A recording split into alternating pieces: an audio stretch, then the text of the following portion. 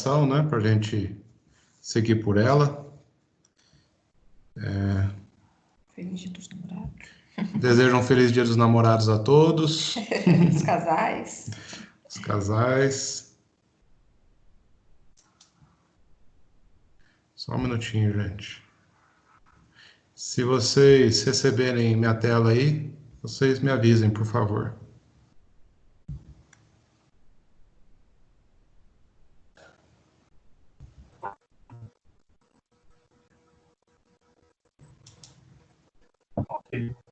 Tá ok? Então tá. Então vamos começar. Então na semana passada a gente estudou o capítulo 2 e nós estudamos sobre a igreja de Éfeso, a igreja de Esmirna, a igreja de Pérgamo e a igreja de Tiatira. E nós vimos que a carta que Jesus deixou para cada uma dessas igrejas, elas têm tripla aplicação, né? Aplicação imediata para os dias que João estava vivendo ali na ilha de Patmos, que essas igrejas deveriam receber essas cartas, e ali tinham elogios, repreensão, tinham advertências, conselhos e promessas, que servem tanto para aquela igreja, naquele momento em que João estava vivendo, próximo do ano 95, 96 depois de Cristo, como também essas cartas servem para nós nos dias de hoje, a respeito da nossa vida cristã, que pode se assemelhar a alguma dessas igrejas, e também que essas cartas representam 7 períodos proféticos, um período para cada igreja, escrita aqui no livro do Apocalipse, que seria todo o período do cristianismo, desde a era dos apóstolos, que é a primeira igreja, fundada por Cristo, lá no ano 31, a igreja apostólica, até a volta de Jesus. Então, nós já percorremos aqui Éfeso, do ano 31 depois de Cristo até o ano 100, Esmirna, do ano 100 até o ano 313, Pérgamo, do ano 313 até o ano 538, e Tiatira, do ano 538 até o ano de 1517. E esse período foi marcado pelo início da Reforma Protestante. Nós vimos que ao longo de todo esse período, a Igreja Romana fez muitas adulterações na doutrina santa, pura e verdadeira da Bíblia, da Palavra de Deus. Mas aqui, em 1517, quando o fim do período da Igreja de Tiatira, então, esse dia, o dia 31 de outubro de 1517, é exatamente o dia que Martim Lutero pregou na igreja do Castelo de Wittenberg as 95 teses contra a venda de indulgências, que era a compra do perdão dos pecados, a compra de terrenos no céu. Então, Martim Lutero pregou essas teses, né? Depois de estudar o livro de Romanos, capítulo 8, que a justificação ela vem pelos méritos de Cristo e ela é de graça, e que nós não temos como comprar a justificação, só podemos aceitar pela fé a graça de Jesus. Então, nesse contexto, a gente entra na igreja de Sardes. Vimos que toda a igreja de Jesus faz uma apresentação de si, um elogio, uma reprovação, um conselho e termina com uma promessa. Lembrando que vocês fiquem à vontade para parar, fazer uma pergunta ou complementar com alguma informação. A ideia é a gente fazer um bate-papo aqui e nós vamos aprender juntos, uns com os outros, tá ok? Então eu vou apresentando assim, sempre que vocês quiserem comentar algo, vocês abrem o microfone e fiquem à vontade para comentar.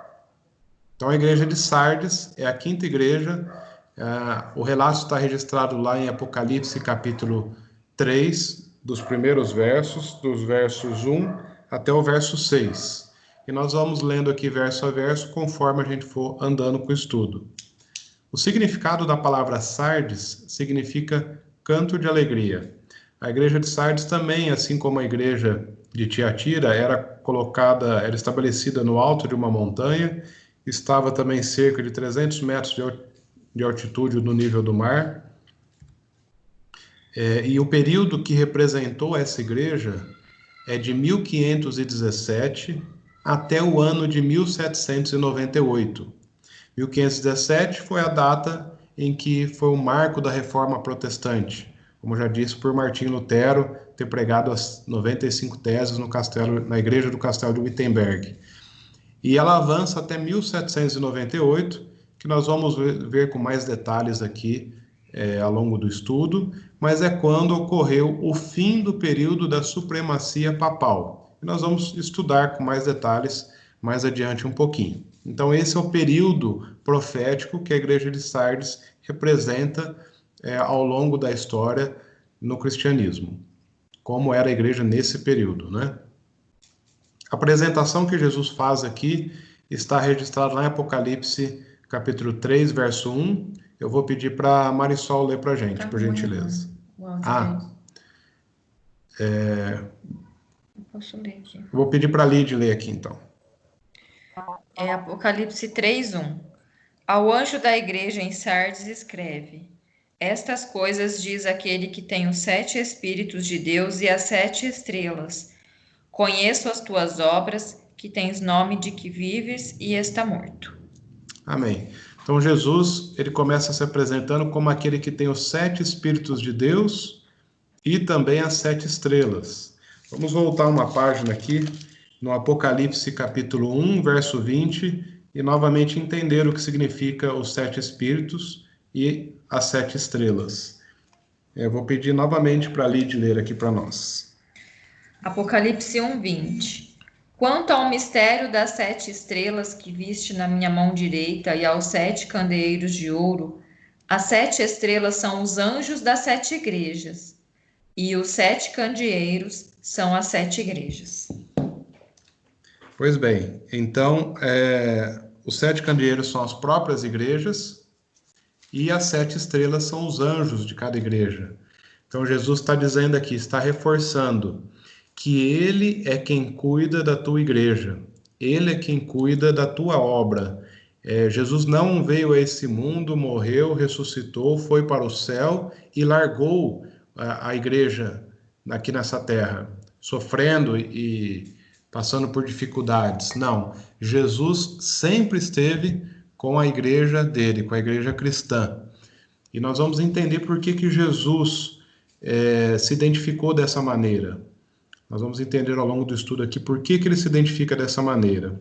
Nós sabemos que ao longo do período, uma função, né, chamada o papado, criou muita força lá em 538 depois de Cristo, quando foi dado ao Papa tanto a autoridade sobre a Igreja como também a autoridade sobre o Estado. Então o Papa ele passou a ter poder tanto civil como religioso, né? O último imperador romano que teve caiu em 476 depois de Cristo, que era o imperador, esqueci o nome dele aqui, mas ele caiu e então o Papa assumiu a função tanto de líder político como também líder religioso. E por fruto desse superpoder dado ao Papa, essa igreja romana que já vinha adulterando as doutrinas de Deus, implementando várias coisas do paganismo no cristianismo, como vimos no estudo passado, ele teve ainda mais poder para continuar alterando e fazendo a seu bel prazer. Rômulo Augusto, o imperador que caiu. Exatamente, em 476. E em 538 o Papa então assumiu essas duas funções.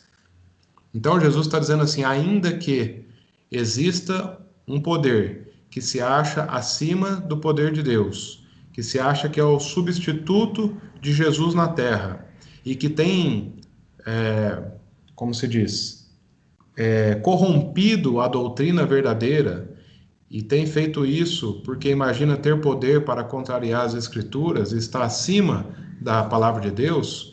Jesus está falando aqui que ele é aquele que anda entre as suas igrejas, ele quem conduz a história da sua igreja, e que ele não está distante e deixando a sua igreja caminhar aqui como se não houvesse um Deus cuidando de todas as coisas. E nessa apresentação aqui, Jesus também já faz uma repreensão a esse período da igreja, né? Tanto o momento em que a igreja de Sardes vivia ali nos dias de João, essa repreensão, como também no período da igreja, de 1517 até 1798.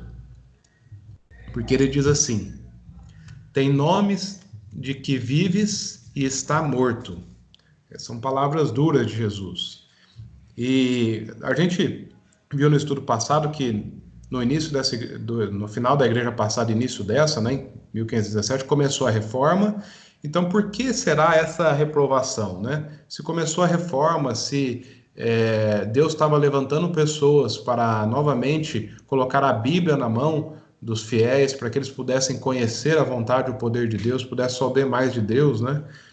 E aí, então, no Apocalipse 3, verso 2, vem a parte da carta que se refere à repreensão, que Jesus começou fazendo no verso 1 e agora continua no verso 2. Eu vou pedir para Ana, se ela pode ler para nós o verso 2.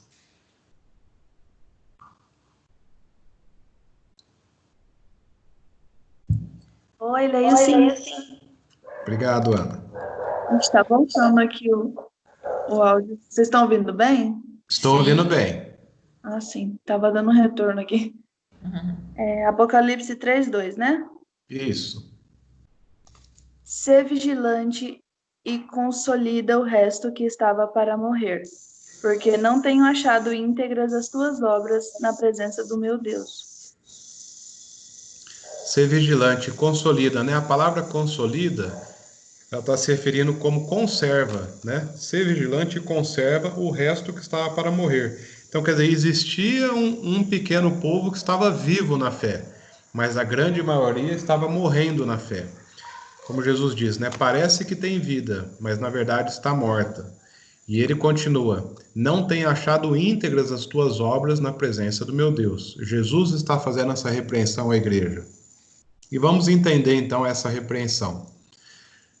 Por que Sardes tinha nome de que vivia, mas estava morta? Tinha nome de que vivia por quê? Aqui nesse livro, que vocês estão vendo, essa capa aqui, né? Uma nova era segundo as profecias do Apocalipse, de um teólogo chamado Marvin Maxwell, que é um livro referência quando se fala em Apocalipse. Ele deixou esses escritos aqui que eu achei interessante dividir com vocês. Então diz assim: a reforma luterana representou um novo começo para o cristianismo. Durante certo tempo, milhões de pessoas festejaram por ter recebido uma visão mais clara do nosso poderoso Deus. A Bíblia foi colocada em realce, a educação melhorou marcantemente, pois os reformadores desejavam que qualquer pessoa fosse capaz de ler e de entender a Bíblia por si própria. Grandes somas de dinheiro gastas antes no pagamento de sacerdotes que ministravam missas intermináveis em favor de mortos, agora eram aplicadas em favor dos pobres. Os monges deixaram seus conventos e foram procurar o trabalho no mundo comercial. Sacerdotes e monges e freiras foram estimulados a se casarem novamente. Inúmeros pais conduziam diariamente culto familiar. Então veja quanta coisa boa, né? A reforma começou muito bem. As pessoas tiveram acesso à Bíblia, a vida delas foram transformadas, começaram a viver um relacionamento íntimo com Jesus. Alguém deseja comentar algo?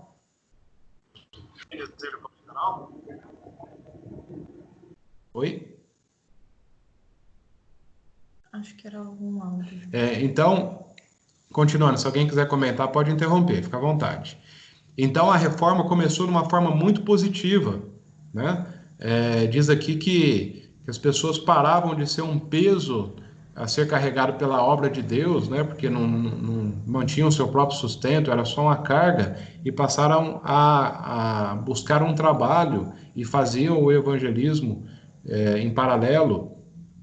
E as famílias começaram a se reunir e fazer culto familiar, diferentemente do que vinha pregando a Igreja Romana, que ninguém deveria ter acesso a Deus, o único acesso deveria ser através da igreja, através dos papas, através dos padres, etc., dos ministros, dos sacerdotes. Agora as pessoas estavam indo diretamente a Cristo.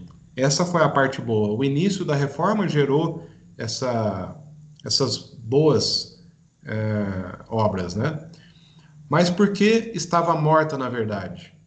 Diz que essa doçura se tornou azeda.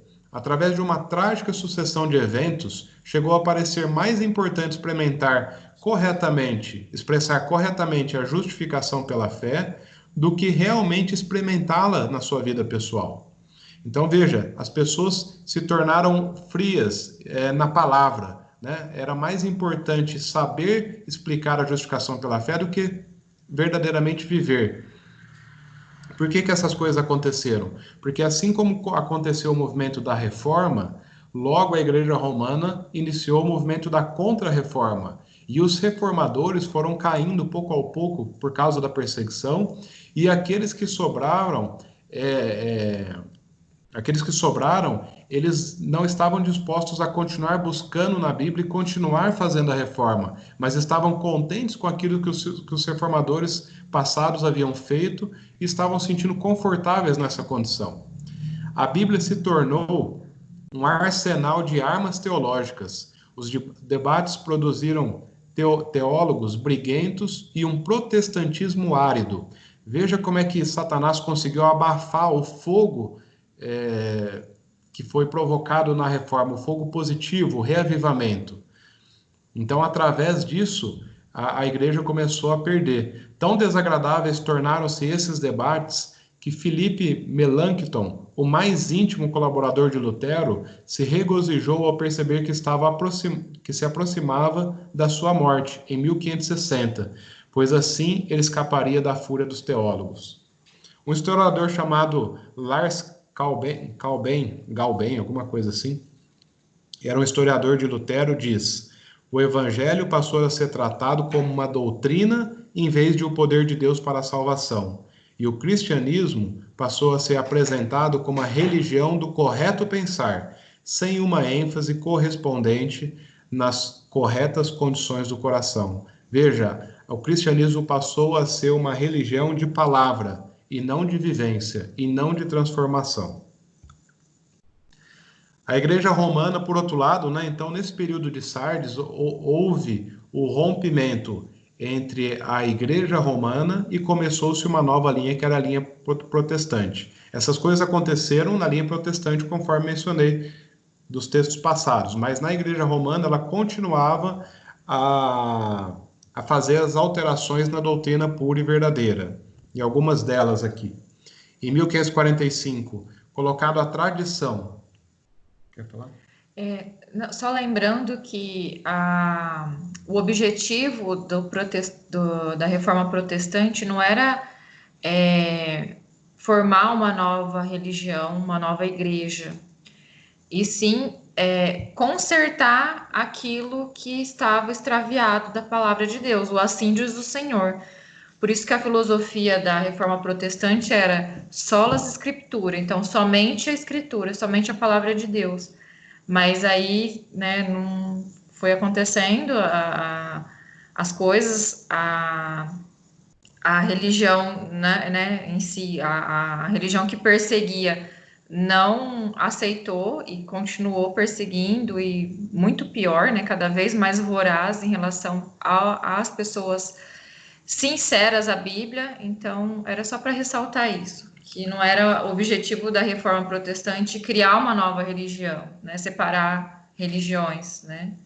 Sim, muito bom esse comentário, porque como dizemos, né, sempre, independente da conduta inadequada como um todo, sempre Deus preservou pessoas fiéis, que eram chamadas de o remanescente, que são chamadas de o remanescente, né? Então, por mais que a igreja foi se pervertendo, foi se corrompendo, sempre existiram pessoas fiéis. E até os dias de hoje existem pessoas fiéis. E nessa época da igreja de Sardes também. E os reformadores que desejavam, né, poder demonstrar a fidelidade a Deus e pregar a fidelidade a Deus através das Escrituras, o objetivo deles é que a igreja fosse reformada, mas como a igreja romana não aceitou essa reforma, então eles tiveram que se dividir para que eles pudessem adorar a Deus em espírito e em verdade, né, na pureza do Evangelho de Cristo. Então aqui algumas alterações que seguiram na igreja romana durante esse período da igreja de Sardes. A tradição foi declarada no Concílio de Trento como autoridade igual da Bíblia. Veja, agora os costumes, eles têm a mesma importância da palavra de Deus. Os livros apócrifos foram acrescentados no ano de 1546. Antes disso, a Bíblia, tanto católica como a Bíblia... Aliás, só existia uma Bíblia, né? Não existiam várias versões de Bíblia como nós temos hoje. A Bíblia eram apenas os 66 livros, mas em 1546 foram acrescentados os livros apócrifos. O que são os livros? Os livros apócrifos são os livros de Macabeus, são 7 livros que a Igreja Romana incluiu, e esses livros não participaram, não foram considerados parte do cânon bíblico, que foi definido lá no ano 300 e alguma coisa, que são livros que foram considerados inspirados por Deus. Por que os livros apócrifos não foram considerados inspirados por Deus? Porque nesses livros tem doutrinas que vão contra toda a Bíblia, todo o cânon bíblico. Por exemplo, nesses livros falam a respeito de oração pelos mortos. A Bíblia fala que a nossa obra é enquanto estamos vivos. Quando nós morremos, já não há mais obra, e não há por que orar por alguém que já morreu, pois o seu período de escolha por Cristo ou não aconteceu durante a sua vida, né? Em 1854 foi proclamada a Conceição Virgem Maria pelo Papa Pio IX. Em 1870 proclamado a infabilidade papal, que significa que o Papa não erra nem em matéria de fé e nem em matéria moral. Isso aconteceu no Concílio do Vaticano. Então, o Papa passou a ser como Deus, né? Ele não erra. Tudo que ele fizer está certo. Em 1965, proclamação de Maria como Mãe da Igreja, pelo Papa Paulo VI. Aconteceu, foi registrado esse massacre aqui, né, da igreja. Em torno de 70 mil cristãos foram mortos na França, na cidade de Paris, durante um período de 3 meses, e o início dessa matança aconteceu em 24 de agosto de 1572. Esse dia era o dia de São Bartolomeu, por isso que chamou o massacre de São Bartolomeu. E essa perseguição tinha o consentimento e a ordem do Papa para que os cristãos que estavam protestando contra as alterações feitas pela Igreja Romana deveriam ser mortos. Então os exércitos entravam nas casas, pegavam os cristãos e assassinavam. E um número tremendo, só naquela região ali de Paris, 70 mil cristãos foram mortos. Mas essa igreja também teve um elogio. E diz ali, Apocalipse 3, verso 4, queria pedir para minha mãe ler. Mãe, você está a postos aí?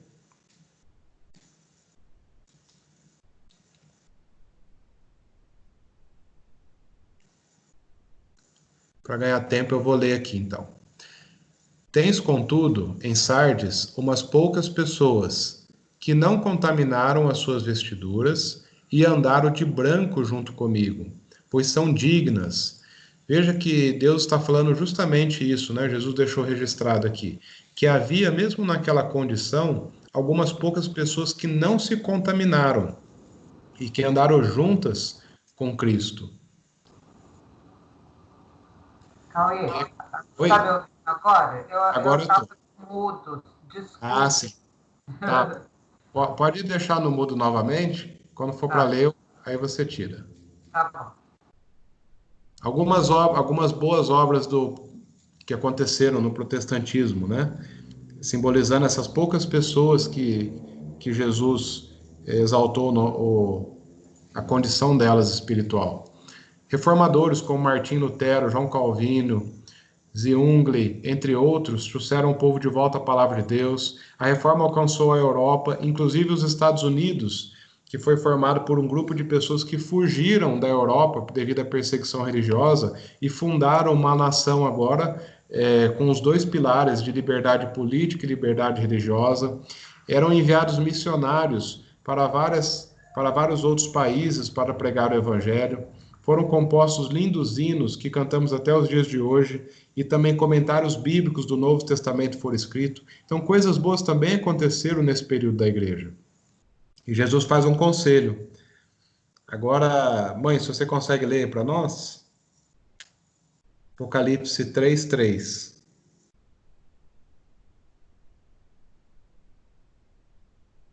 3:3, Cauê. Isso. Lembra-te, pois, de que tens recebido e ouvido, guarda-o e arrepende-te. Porquanto, se não vigiares, virei como ladrão, e não conhecerás de modo algum em que hora virei contra ti. Amém. Então Jesus falou, né? Deixou um conselho, né? Lembra do que tens recebido. Lembra do início desse período, quando os reformadores puseram as grandes verdades em evidência. Guarda essas verdades e arrepende-te dos seus maus caminhos. Então Jesus deixa esse conselho para nós hoje também. Assim como essa mensagem teve uma aplicação naquela época, no período da história, também aplica para a gente hoje, né? O que é que estamos fazendo que está contra a palavra de Deus, contra a vontade de Deus? Ainda é tempo de nós nos arrependermos e voltarmos para o caminho do Senhor. Alguém gostaria de comentar algo? Vou seguir aqui então. Esse é o Papa Pio VI. Em fevereiro de 1798, o Papa Pio VI foi preso por ordem de Napoleão Bonaparte e depois de alguns dias na prisão ele veio a morrer. Nós chamamos essa data de o fim da supremacia papal. Veja, naquela época o Papa tinha domínio político e religioso. Ninguém jamais se colocaria contra o papado, contra esse poder do papado, porque eles tinham muita força, muito poder, né? Eles mandavam e desmandavam. Mas Napoleão Bonaparte mandou que o seu general Berthier, a França estava nessa época sem paciências mais com as ordens da igreja, e então eles como que decretaram que Deus não existe e eles eram contra tudo que se falava a respeito de religião cristã. E nesse contexto, então, que Napoleão Bonaparte manda prender o Papa, dizendo que, olha, Papa, aqui na França você não tem poder. E quando isso aconteceu, a igreja romana perdeu bastante a sua força. Então o Papa perdeu a sua supremacia. Inclusive o Papa veio a morrer, né? É interessante que em Apocalipse 2:22, no período da igreja de Tiatira, Jesus havia deixado esse registro aqui, né? Alertado que se aquela igreja não se arrependesse, ele iria prostrar em cama. E aqui cumpre isso que Jesus havia alertado, que deveria se arrepender da sua corrupção, da sua adulteração, e que se não se arrependesse, ele mesmo a faria prostrar em cama. Então é uma evidência, né, queridos, de que Jesus, ele está no controle das coisas, ele tem visto, ele tem guardado, ele tem suportado a igreja cristã, ele tem suportado o remanescente fiel, por mais dificuldades que foram passadas aí ao longo da história, período da Inquisição, nessa época da Idade Média, as pessoas não tinham acesso à Bíblia e passavam momentos difíceis, mas Jesus sempre manteve ali um povo fiel e um povo que guardava a sua doutrina pura e verdadeira e que se dispunha inclusive a morrer por essa verdade. Por fim, Jesus deixa uma promessa.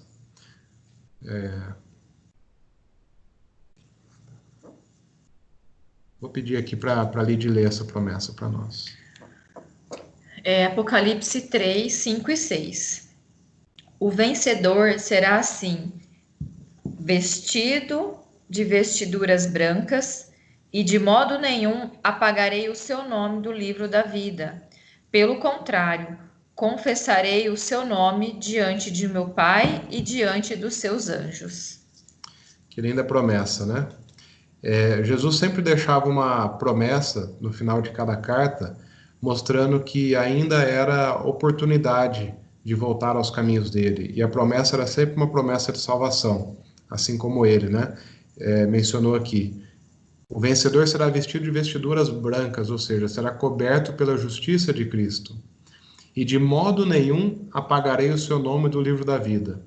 Então, uma vez que as pessoas se arrependerem, uma vez que as pessoas se arrependem no dia de hoje e voltam para os caminhos de Deus, Jesus diz que modo nenhum apaga o nosso nome do livro da vida. Mas a contrapartida também é válida. Se nós não nos arrependemos, o nosso livro, que de repente um dia já foi escrito no livro da vida, hoje ele poderá ser apagado se nós não ajustarmos a nossa vida com Deus. Jesus diz que aquele que vencer, ele vai confessar o nosso nome diante de Deus Pai e diante dos seus anjos, ou seja, ele vai continuar intercedendo por nós. Eu esqueci de ler os 6. Quem tem ouvidos, ouça o que o Espírito diz às igrejas. Se alguém quiser comentar algo antes da gente começar na sexta igreja, fica à vontade.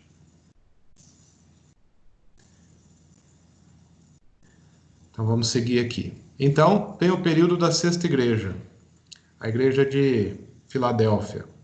A palavra Filadélfia, ela significa amor fraternal, né? Veja que bonito. É uma vez que a igreja passada recebeu algumas fortes repreensões, agora essa igreja, a definição da sua palavra significa amor fraternal. O período dessa igreja, ela foi então do ano de 1798, que foi o fim da supremacia papal, com a prisão do Papa Pio VI, né? Papa Pio VI, até o ano de 1844, que é o ano onde aconteceu o desapontamento millerita. Nós vamos entender ao longo aqui do estudo o que foi isso. Apresentação. O Rodney, pode ler para nós? Será que ele já entrou? A gente não consegue ver quem está online. A gente não consegue ver. Já, tô aqui sim. Eu tô aqui. Legal, Rodney. Apocalipse 3:7. Ao anjo da igreja em Filadélfia escreve: estas coisas diz o santo, o verdadeiro, aquele que tem a chave de Davi, que abre e ninguém fechará, e que fecha e ninguém abrirá. Então Jesus se identifica com aquele que tem a chave de Davi, aquele que abre e ninguém fecha, e aquele que quando fecha, ninguém abre, né? Eu quero ler para vocês algo que está escrito no comentário bíblico a esse respeito. Tem uma passagem lá em Isaías 22, que fala a respeito de Eliaquim, como sendo aquele que Deus estava colocando naquele momento para supervisionar a casa de Davi, né? Aquele que seria o responsável pelo andamento do povo de Deus. E aqui Jesus está fazendo a mesma aplicação. Naquele momento ele falava que Eliaquim teria a chave da casa de Davi, ou seja, seria o responsável por conduzir. E aqui Jesus se apresenta da mesma forma, aquele que é o responsável por conduzir a sua obra, mostrando mais uma vez que ele nunca deixou a sua obra de lado. O elogio, se a Melissa puder ler para nós aqui, Apocalipse 3:8. Oi, está me ouvindo? Sim. Estou ouvindo bem. Conheço as tuas obras, eis que tenho posto diante de ti uma porta aberta, a qual ninguém pode fechar, que tens pouca força, entretanto guardaste a minha palavra e não negaste o meu nome. Obrigado, Melissa. Veja então o elogio, né? Que ainda que tinha pouca força, certo? Porque eram poucos os que mantinham fiéis, mas que eles guardavam a palavra e não negaram o nome de Jesus. E Jesus fala que eis que tenho posto uma porta aberta diante de ti. E nós vamos entender o que seria isso ao longo do estudo. E a reprovação. Qual era a reprovação à igreja de Filadélfia? A Marina Maldonado pode ler para nós, Apocalipse 3:9? Posso, Cauê. Obrigado. Eis farei que alguns dos que são da sinagoga de Satanás, desses que a si mesmos se declaram judeus e não são, mas mentem. Eis que os farei vir e prostrar-se aos teus pés e conhecer que eu te amei. Obrigado, Marina.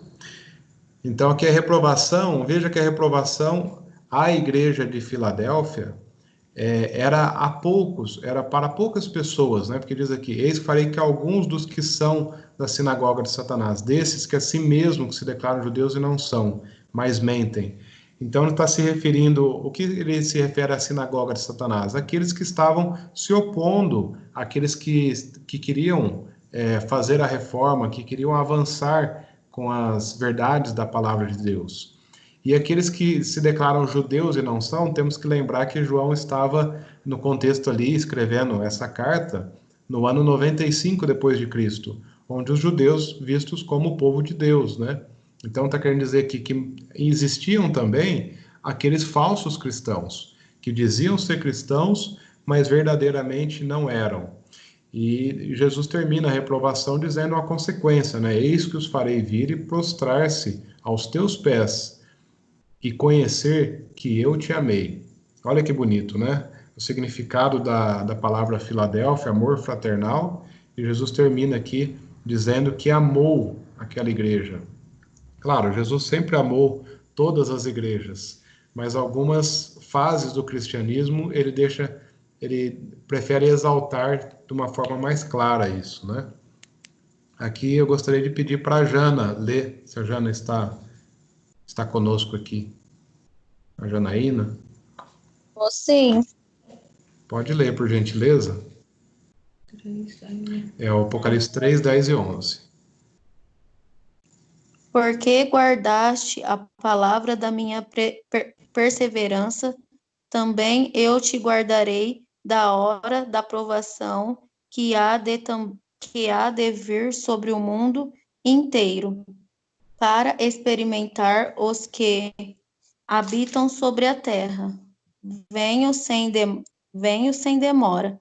Conserva o que tens, para que ninguém toma a tua coroa. Obrigado, Jana. Algumas coisas interessantes aqui, né? Alguém quer comentar? Parece que eu ouvi alguém falando. Então, vou continuar aqui. Diz que eles eram perseverantes na palavra, né? E fala também, eu guardarei, porque eram perseverantes, eu guardarei na hora da provação que há de vir sobre todo mundo. Então, ia acontecer algo naquele período ali da igreja de Filadélfia, que ia provar o mundo inteiro daquela época. Veja, existe uma diferença entre tentação e provação. Tentação é aquilo que Satanás faz na nossa vida para nos fazer pecar, para nos fazer cair. E provação é o que Deus permite acontecer na nossa vida para nos fazer crescer na fé, para nos fazer testemunhar que somos fiéis a Ele. Então, tentação é algo que o inimigo coloca na nossa vida para nos derrubar. E provação é algo que Deus permite na nossa vida para nos fortalecer, para darmos um bom testemunho dele, para que a nossa fé seja engrandecida. E a palavra usada aqui é provação, ou seja, Deus permitiria algo acontecer naqueles dias ali da igreja de Filadélfia, que colocaria o mundo inteiro à prova para experimentar os que habitam sobre a terra. Jesus está dizendo aqui que ele iria permitir uma prova para peneirar, para saber quem eram os falsos judeus, como diz no verso anterior, quem eram os da sinagoga de Satanás, que ele queria deixar somente os verdadeiros cristãos de pé. Ele precisava saber quem eram os verdadeiros cristãos. E outra coisa interessante é essa frase aqui do verso 11. Venho sem demora, conserva o que tens, para que ninguém tome a tua coroa. O que é que aconteceu então? Esse homem chamado Guilherme Miller, ele era um fazendeiro batista, ele era um leigo, né? Ele era da religião batista, da denominação batista, e ele gostava de estudar a Bíblia, e assim, em especial as profecias de Daniel e de Apocalipse. E estudando, então, as profecias de Daniel, quando ele viu a profecia das 2.300 tardes e manhãs, que dizia que o santuário de Deus seria purificado, né? Ele entendeu que o santuário de Deus ser purificado significava a volta de Jesus. Ele falou, nossa, se em 2.300 tardes e manhãs Jesus vai voltar, se é um evento tão tremendo, tão maravilhoso, e essa profecia está em Daniel capítulo 8, verso 14, então eu preciso saber quando é que acabam esses dias. Guilherme Miller sabia do conceito dia-ano, né, que em profecia um dia equivale a um ano, que está registrado lá em Números 14, 34. E ele, então, falou assim, bom, depois de 2.300 anos, Jesus vai voltar. Eu preciso saber, então, quando é que começa essa contagem? E ele vê lá, estudando no capítulo 9, que seria a partir da ordem que o povo judeu, né, que uma vez estivera cativo na Babilônia, lá por volta do ano 500, por volta do ano 600 anos de Cristo, eles foram levados cativos, ficaram em torno de 70 anos cativos na Babilônia, e então o rei da época, o rei persa chamado Artaxerxes, fez um decreto libertando o povo. Então, quando houve a libertação do povo de Israel, Guilherme Miller adotou como início dessa profecia, que foi, não me lembro agora a data específica, 400 e... Toninho? Rodney? Vocês ajudam a me lembrar a data? Só um minutinho que eu já falo para vocês.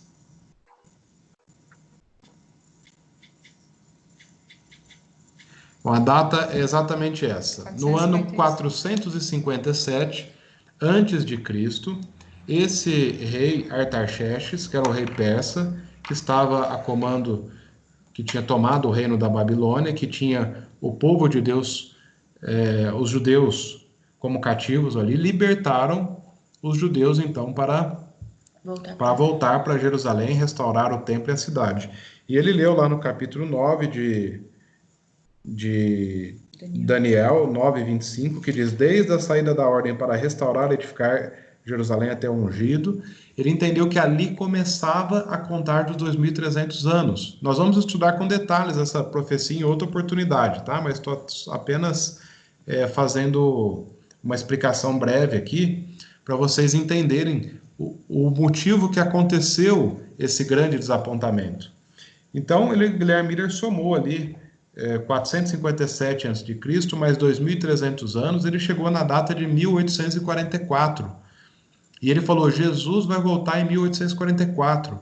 Mas ele tinha essa crença, mas ele não era capaz de pregar isso, porque ele não se achava digno, não se achava suficiente para pregar.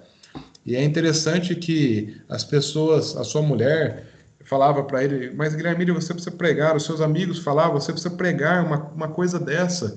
Isso foi por volta do começo do ano de 1800, né? Eles falavam, se Jesus vai voltar daqui 20 anos, as pessoas precisam ser alertadas, precisam saber dessa informação para que se convertam, para que venham aos pés de Cristo. E ele até ficava bravo quando as pessoas convidavam para pregar e falava, eu não sou capaz. E ele então fez uma oração e falou assim, Senhor, se o Senhor quer que eu pregue essa mensagem que eu estudei, que eu aprendi, então o Senhor vai precisar mandar alguém aqui na minha casa e me pedir para que eu pregue isso, porque se depender de mim eu não vou pregar, eu não vou me oferecer, só se o Senhor mandar alguém aqui. Poucos minutos depois dessa oração, então bateram na sua porta um menino dizendo, olha, meu pai disse que não vai poder pregar na igreja hoje, que era o pastor da igreja, e ele pediu para que você pregasse aquela mensagem da volta de Jesus. Então Guilherme Miller ficou, de certa forma, irado com Deus, porque ele não gostaria de pregar isso, mas ele aceitou, ele entendeu que era Deus falando com ele, e ele aceitou e ele começou a pregar. Muitas pessoas passaram a crer que em 1844 Jesus voltaria. E outras igrejas, ao ouvir a mensagem de Guilherme Miller, que era um batista, outras igrejas como metodistas, e tinha várias outras denominações já ali nos Estados Unidos, né? começaram a chamá-lo para pregar em suas igrejas. E esse movimento chamou como movimento millerita. Então aconteceu que no ano de 1844, eles estavam lá todos aguardando, todos aqueles que creram nessa promessa, aguardavam a volta de Jesus. E aconteceu que Jesus não voltou. Então, com esse desapontamento, aconteceu a grande provação que Deus tinha falado nos versos anteriores, que o mundo inteiro seria provado para que ele pudesse experimentar quem era fiel a ele e quem não era. Com esse desapontamento, muitas pessoas desistiram da sua fé, passaram a crer em coisas completamente opostas aos caminhos de Deus, desistiram, voltaram para a sua vida de pecado. Muitas pessoas passaram a olhar para o espiritismo, passaram a olhar para outras questões e deixaram de crer que um dia Jesus voltaria para os buscar. Mas um grupo de pessoas resolveu ficar em oração e pedindo a Deus para que Deus o revelasse o que havia sido feito de errado, né? Onde estava o erro. E no final das contas, a questão é que Guilherme Miller acertou o dia, a data, tudo certinho. A data do evento estava perfeito. Algo grandioso aconteceu em 1844. Mas não era a volta de Jesus. Quando a Bíblia registrou lá a purificação do santuário seria purificado, é que no santuário do céu, onde Jesus estava oficiando como um sacerdote, como intercessor das orações dos santos, ele estaria passando do seu lugar santo para o lugar santíssimo, simbolizando o início da obra do juízo.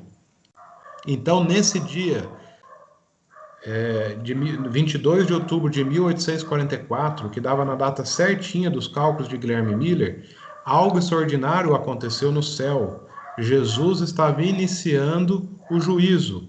E também quero fazer um parênteses aqui. Não se preocupe que nós vamos estudar sobre o juízo com mais detalhes e sobre as fases do juízo. É importante saber agora o que aconteceu naquela época, né? Então, o juízo estava iniciando ali. E era importante que Deus pudesse provar todos os cristãos daquela época para saber quem seguiria fiel a ele ou não, mesmo depois de um desapontamento como esse. E assim aconteceu.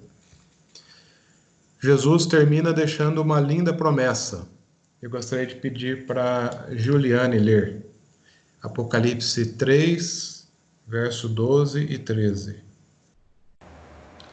Ao vencedor, falo-ei coluna no santuário do meu Deus, e daí jamais sairá.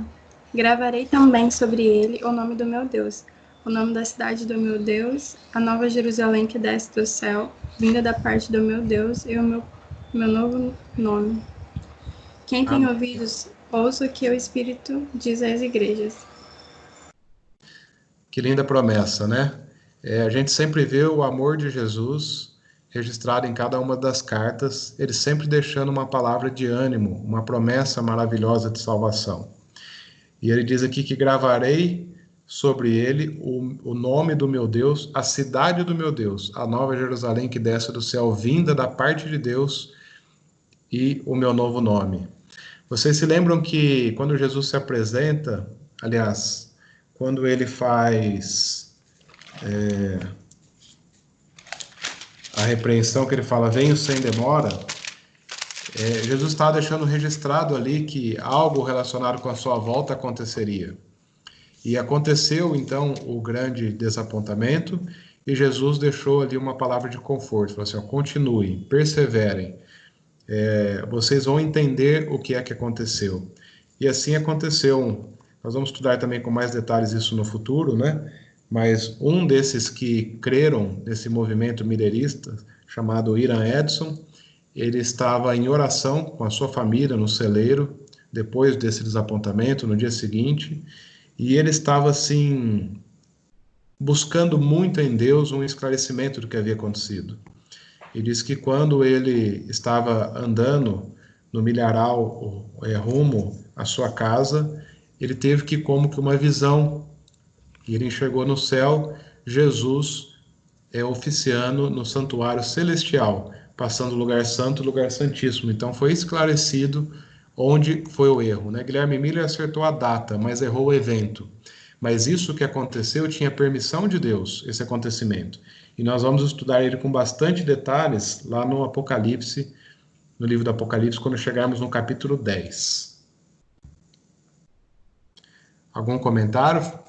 Fique à vontade, irmãos. Ou perguntas?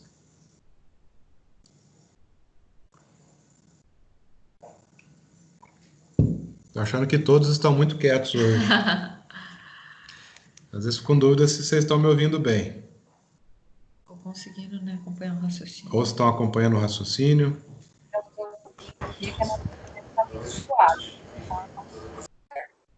Tá bem explicado? Tá ótimo. Então tá bom. Então vamos continuar. E aí então, queridos, eu quero pedir para vocês amarrarem os cintos, que agora nós vamos estudar sobre a igreja, a última igreja do Apocalipse, a igreja de Laodiceia. E por que eu digo que nós precisamos amarrar os cintos? Porque essa igreja é a igreja do dia de hoje, é a fase do cristianismo desde 1844, que vai até o dia da volta de Jesus. E veja que interessante, a palavra Laodiceia significa povo do juízo. Vocês lembram que eu mencionei há pouco que em 1844 não aconteceu a volta de Jesus, mas aconteceu o início do juízo, a primeira fase do juízo, que acontece em 3 fases. A primeira fase aconteceu ali, 22 de outubro, aliás, está acontecendo nesse momento. Por isso que o nome de Laodiceia significa povo do juízo. E a gente tem que amarrar os cintos, porque nós vamos ver nos versos adiante que aquilo que Jesus deixou profetizado no livro do Apocalipse e que se cumpre nos dias de hoje, Jesus não tem uma boa visão sobre o mundo cristão dos dias de hoje. Tem repreensões pesadas que nós vamos ler aqui a respeito de como nós levamos a nossa vida espiritual nos dias de hoje. Portanto, amarrem os cintos e se preparem, porque a notícia de imediato não é das melhores. Mas como Jesus sempre deixa uma palavra de esperança, ainda é tempo para nós corrigirmos a nossa rota e seguirmos rumo ao céu. Como diz, né, o termo Laodiceia vem do termo grego que deriva de 2 palavras, laos e dikaios, que significa, respectivamente, povo e juízo ou povo do juízo. Uma alusão clara ao juízo investigativo iniciado no céu em 1844 e o nascimento da igreja remanescente, simbolizando na 7ª igreja de Apocalipse. Laodiceia, como disse, ela inicia sua fase em 1844 e só termina com a volta de Jesus. Não existe outro período do cristianismo. E isso traz para nós um senso de urgência, né? Porque ao longo de toda a história do cristianismo, nós estamos vivendo na última fase da história do cristianismo. Jesus pode voltar a qualquer momento. Nós não sabemos o dia e a hora e ninguém é capaz de predizer o dia e a hora. Mas o que nós podemos afirmar com certeza é que nós estamos nos últimos dias da história desse mundo. Que Jesus vai voltar, não sei se daqui 5 anos, 10 anos ou 20 anos, mas Jesus está prestes a voltar em algum momento. E é por isso que essa carta não só tão importante como as demais que nós lemos, que tem uma aplicação também para os dias de hoje, mas essa se aplica triplamente no dia de hoje, né? Porque a igreja de Laodiceia é a igreja do cristianismo atual. É como Jesus olha o cristianismo nos dias de hoje, de uma forma geral. Nós não estamos falando como Jesus olha uma religião, mas todo o mundo cristão. E outra coisa importante ressaltar, todas essas cartas estão falando especificamente à igreja cristã. Então, às vezes a gente olha alguma repreensão e pensa, aquela pessoa lá fora, realmente, ela anda assim mesmo, ela faz esse tipo de coisa. Não é para as pessoas de fora que Jesus está escrevendo. Está escrevendo para todos aqueles que já creem no seu nome, que já aceitaram Jesus como seu Salvador, mas que precisamos, então, fazer algumas reformas, algumas alterações na nossa conduta cristã para que cheguemos no padrão que Jesus espera de cada um de nós. Então aqui, Apocalipse começa no capítulo 3, verso 14, o relato dessa carta à igreja de Laodiceia. E eu gostaria de pedir para a Josi estar junto com o Rodney, pode ler para nós? Posso sim. Obrigado. Ao anjo da igreja em Laodiceia escreve: Estas coisas diz o Amém, a testemunha fiel e verdadeira, o princípio da criação de Deus. Obrigado, Josi. Jesus diz que ele é o Amém. O amém, a palavra amém significa, quando a gente fala amém numa oração, significa que nós cremos verdadeiramente naquilo. Então ele é o amém, ele é a verdade absoluta. Ele é também a testemunha fiel e verdadeira. E ele é o princípio da criação de Deus. Veja que forma interessante que Jesus se apresenta nesta igreja também, né? Como todas as outras apresentações que ele fez. E eu ressalto aqui ele dizendo que ele é o princípio da criação de Deus. O princípio não significa que ele foi a primeira coisa a ser criada, mas que ele próprio é o Criador. Ele próprio é o Criador, conforme está registrado lá em Gênesis capítulo 1 e também no Evangelho de João capítulo 1. Diz que todas as coisas foram criadas por Jesus, que se não houvesse ele, nada do que fez teria sido feito. Por que Jesus então faz questão de manifestar que ele é o Criador? Lembrando que o período profético dessa igreja começou em 1844. E o que aconteceu naqueles dias ali que era importante Jesus mencionar que ele é o Criador? Vamos ver. Pois bem, no ano de 1859, esse cientista britânico chamado Charles Darwin publicou esse livro chamado A Origem das Espécies. Quem já tinha conhecimento aqui desse material? Eu. Então. Às vezes nós podemos nem saber de onde veio a teoria da evolução, que nós aprendemos na escola, que virou uma matéria de escola, um ensino escolar para as crianças, que nós somos frutos de uma evolução. Mas a resposta está aqui, né? Essa ideia foi criada por esse cientista britânico chamado Darwin, e foi em 1859, um pouquinho depois do início da era cristã da igreja de Laodiceia. Então, era importante que Jesus colocasse que ele é o Criador. É como você estava dizendo aqui, eu sou o Criador. Vocês não vieram do fruto de uma evolução. Vocês não vieram de uma ameba, de uma bactéria que foi evoluindo em milhões e milhões de anos e hoje se tornaram seres humanos. Não, Jesus está falando assim, eu que criei. E eu criei conforme está relatado na Bíblia. Eu sou o Criador.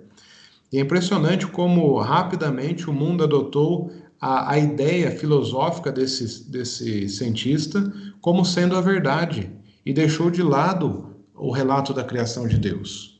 Rapidamente isso foi implantado no ensino das escolas, etc. E outra coisa importante também aconteceu naqueles dias. Em 1853, esse francês Allan Kardec, muito conhecido hoje no mundo espírita, né? Porque naquele ano ali ele lançou o livro chamado Livro dos Espíritos.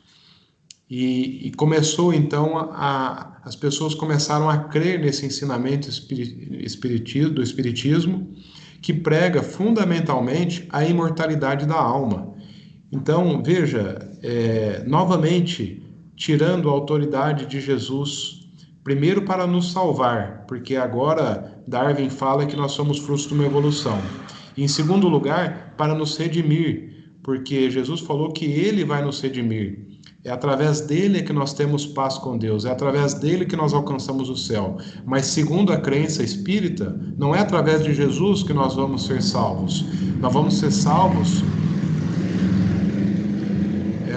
salvos fruto de encarnações após encarnações, onde nós vamos trabalhar os nossos karmas de coisas ruins que fizemos no passado. Então, se no passado nós éramos um assassino, na outra vida nós podemos ser assassinados para nós aprendermos com isso e melhorar na próxima vida. Então, se nós vamos melhorando vida a vida, encarnação a reencarnação, nós não precisamos de Cristo para nos salvar, não precisamos de Jesus para nos redimir. Jesus diz, ele é a testemunha fiel e verdadeira, ele é o Amém, a verdade, e ele é o Criador. Então, ele estava alertando que durante esse período, teorias como a de Darwin, teorias como a do Allan Kardec, iriam desviar muitos daqueles que criam nele e iam passar a crer nessas outras doutrinas mentirosas que, claramente, se não vem de Deus, vem do seu inimigo, Satanás. Doutrinas que vieram de Satanás. Mas a tristeza de Jesus, ao falar a respeito dessa igreja, é que muitos dos que creem no seu nome passaram a crer também nessas questões, no evolucionismo. Nós não fomos criados pelas mãos de Deus, nós somos fruto de uma evolução. E creem também na imortalidade da alma. Alguns creem que quando a gente morre, a gente vai direto para o céu, vai direto para o inferno. E creem também que nós vamos encarnar novamente. Enfim, a alma e o corpo são coisas distintas, que o que morre é o corpo, mas a alma continua vagando. Isso é tudo doutrina espírita e nada tem a ver com a Bíblia, e me assusta saber de que espiritismo e igreja romana andam juntos, porque você pode ver dentre o meio católico que quando uma pessoa diz que tem mediunidade, as pessoas incentivam, você deve desenvolver esse dom, os padres incentivam, porque são instituições que estão sendo governadas pelo mesmo poder, que é o poder oposto ao de Jesus Cristo. E volto a dizer, não estou falando aqui aos espíritas sinceros e aos católicos sinceros. Estou falando às instituições católica, que é a Igreja Romana, que adulterou a palavra de Deus, e espírita, que também é uma outra linha de engano de Satanás. As pessoas sinceras, os espíritas sinceros, os católicos sinceros, nada tem a ver com aquilo que eu estou falando aqui. Aquilo, aliás, que Jesus está falando aqui, porque Jesus vai alertá-los para que eles venham para o caminho certo, para o aprisco verdadeiro de Jesus, e não fiquem crendo nesses enganos de Satanás. Mas a questão é que a Bíblia revela onde estariam os enganos. Através das cartas que Jesus deixou registrado no Apocalipse, esses enganos estão sendo revelados para a honra e glória de Deus. Ô, Cauê. Pode falar, quem está falando? É o Rodney. Ô, Rodney, fica à vontade, meu irmão. Beleza? Beleza. Só fazer uma observação. Na verdade, quando Allan Kardec vem com esses escritos, também nesse período acontece o lance das irmãs Fox nos Estados Unidos, que elas começam a ouvir barulho, batidas na parede e tal, e eram espíritos, etc e tal, começa um movimento bem forte espírita nos Estados Unidos, que foi nesse momento. Isso, na verdade, não é novidade nenhuma, né? Se a gente pegar bem a história e voltar um pouco disso tudo que você falou, em algum momento a Igreja Romana ela colocou o purgatório como uma forma de você salvar a alma. E o purgatório dizia a mesma coisa, de uma certa forma, né? Você morreu, sua alma saiu do seu corpo, agora sua alma está sendo julgada em algum lugar, né? Isso nada mais é do que o ensino de Platão, que você tem um corpo e uma alma. Então, na verdade, o que Allan Kardec, que é interessante que saiba também, eu estava até conversando com a Josi aqui, enquanto estava explicando, o homem que a gente conhece como Allan Kardec não se chamava Allan Kardec. Allan Kardec era o espírito que possuía ele, né? Sim, verdade. Então, todos esses ensinamentos que ele trouxe à tona, na verdade, é uma reinvenção daquilo que já existia de uma outra forma, né? Então, o espiritismo, ele vem já de milhares de anos, mas agora, a partir desse momento, com Allan Kardec e com as irmãs Fox, ele tem uma nova roupagem. É isso mesmo, Rodney. Obrigado, viu, por contribuir aqui com as informações.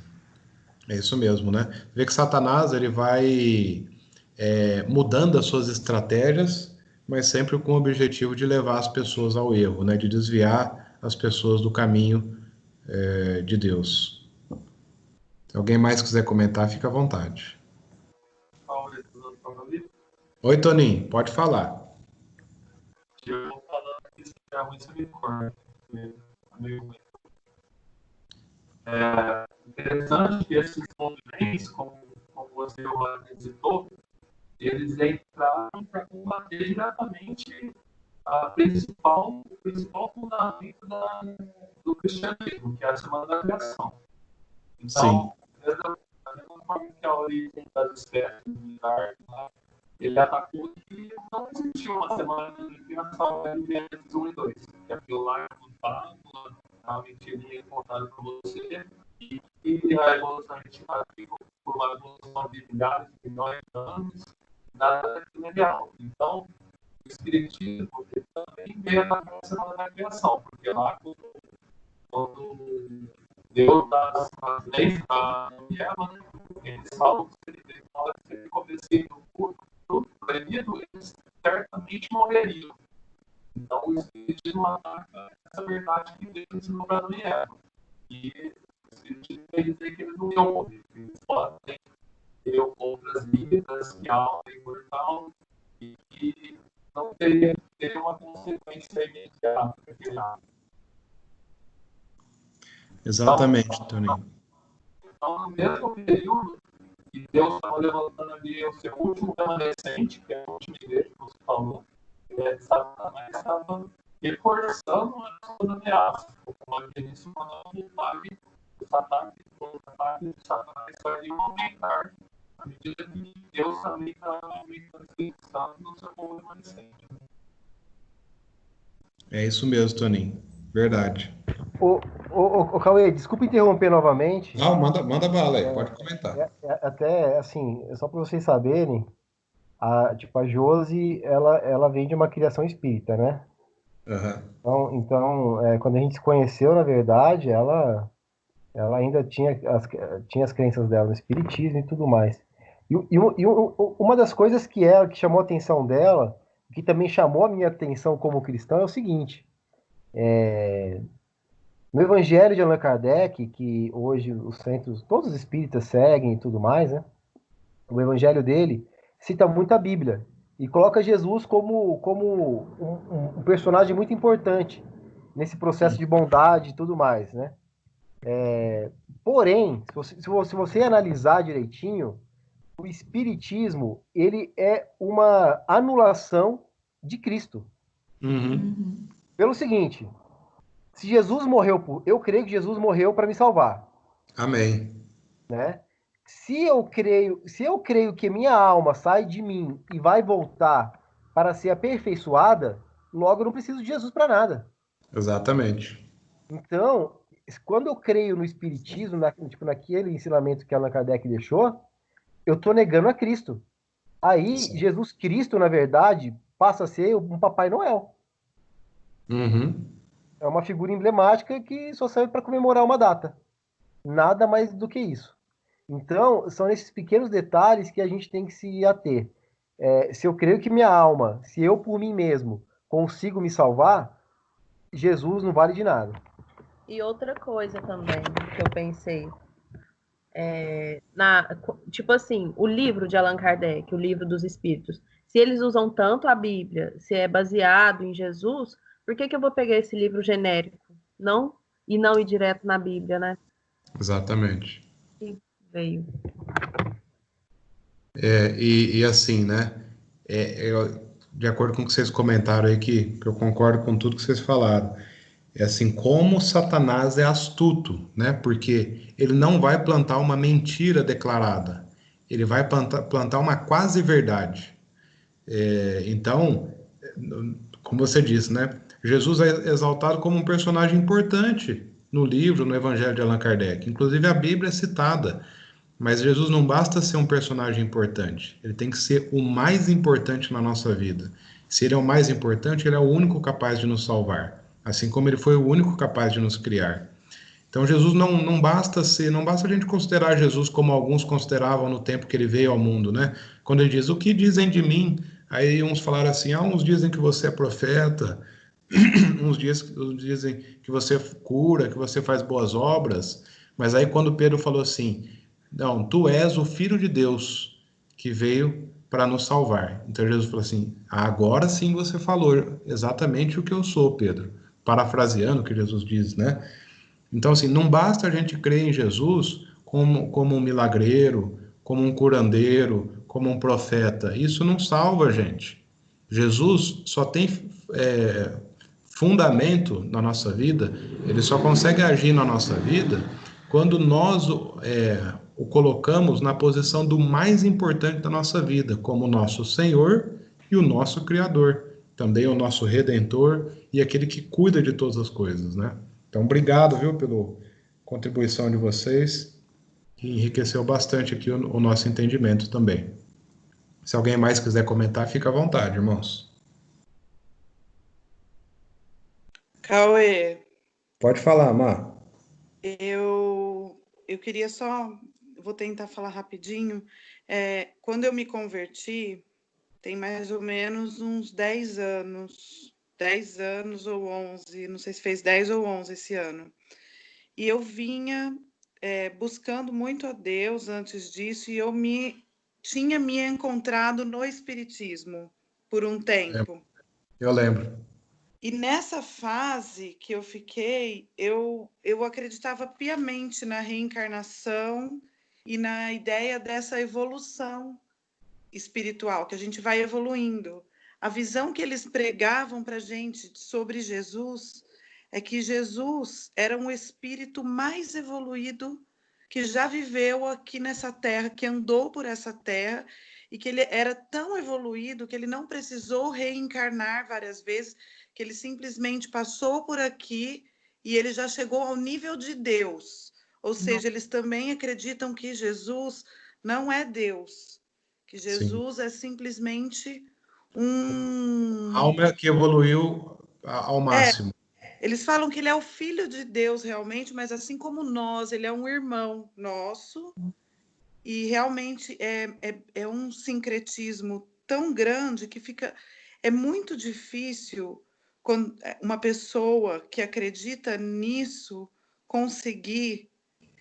Satanás é tão astuto, como você mesmo disse, que ele faz uma verdade, uma meia-verdade, parecer verdade de uma certa maneira, que é muito difícil você deixar de acreditar nisso. Quando eu me converti, foi uma das grandes dificuldades, que não foi tão grande assim, porque eu creio no Espírito Santo que estava agindo ali na minha vida demais. Amém. Mas eu acredito, foi muito difícil, assim, eu falava, eu acredito, Jesus é Salvador e tudo mais, mas eu acredito na reencarnação, por que não? E aí uma pessoa veio e me explicou exatamente isso. Se você não acredita que ele é seu Salvador, como ele te salvou, ele morreu para te salvar, sendo que basta você reencarnar para você se salvar. Uma coisa não bate com a outra. E é bem complicado você conseguir explicar isso para um espírita. Que eu tenho um caso na minha família, né, que você conhece. Sim. E inclusive ontem a gente teve uma conversa dessa. Então, assim, a gente está falando disso hoje, é inexplicável. Mas, enfim, o que eu queria dizer era isso, assim, como que ele é astuto, né, Satanás, em enganar, em trazer uma meia-verdade, e como é difícil realmente uma pessoa que acredita nessas coisas. E também que eu reparei no estudo, que eu estava aqui pensando, que ao mesmo tempo que surgiu o espiritismo, que prega a evolução espiritual, também surgiu esse darwinismo, que veio com essa teoria da evolução das espécies. São duas questões evolutivas, assim. Sim. Que mostra também quanto Satanás é astuto, né? E isso perdura até hoje. Enfim, era só isso que eu ia falar. Muito obrigado, Marina, pela sua contribuição. Imagina. Mas é bem isso mesmo, né? Com essas duas doutrinas do evolucionismo e do espiritismo, a gente não precisa de Deus para ter sido criado e a gente não precisa de Jesus para nos redimir. Nós somos autossuficientes, nós somos criados fruto da evolução e vamos nos salvar pelos nossos méritos de melhorar a cada reencarnação. Então, quer dizer, isso tira completamente a posição de Deus como o criador de todas as coisas, como Deus, né? Então, Deus não existe. Se eu não preciso de Deus para ter me criado e não preciso de Deus para me redimir, para me salvar, então Deus não existe. Ou se ele existe, pouco importa, porque não faz diferença na minha vida. Exatamente. E outra coisa importante, né, que vocês citaram é que ou Jesus é tudo ou ele não é nada na nossa vida. Não tem como Jesus ser um pouquinho. Ou ele é tudo ou ele não é nada. Porque ele só pode fazer algo em nós, por nós, através de nós, se ele for tudo. Agora, se ele for mais ou menos, ele não pode fazer nada. E ao final desses versos que vamos ler aqui, nós vamos ver que ou Jesus está do lado de dentro ou ele está do lado de fora do nosso coração. Ele não tem como estar no meio, ele não tem como estar debaixo da guarnição da porta. Do batente, né? Vamos dizer assim. Alguém mais quer comentar? Senão nós vamos seguir. Todos fiquem à vontade para comentar. Isso é muito bom quando vocês falam, que enriquece bastante e a gente aprende também com a experiência de vocês. Bom, qual é o elogio feito a essa igreja? Infelizmente, amigos, a igreja, o cristianismo hoje, não há elogios registrados por Jesus nessa carta a Laodiceia. Não havia elogios à igreja de Laodiceia no tempo de João. E também não há elogios no período cristão chamado como Laodiceia, após 1844. E vamos entender a reprovação. Verso 15, 16 e 17. Vê se eu tenho que estar online. Tem alguém que está online que não leu ainda? Gostaria de ler? Porque para a gente aqui só aparece a apresentação, a gente não sabe se foi entrando pessoas ao longo do estudo.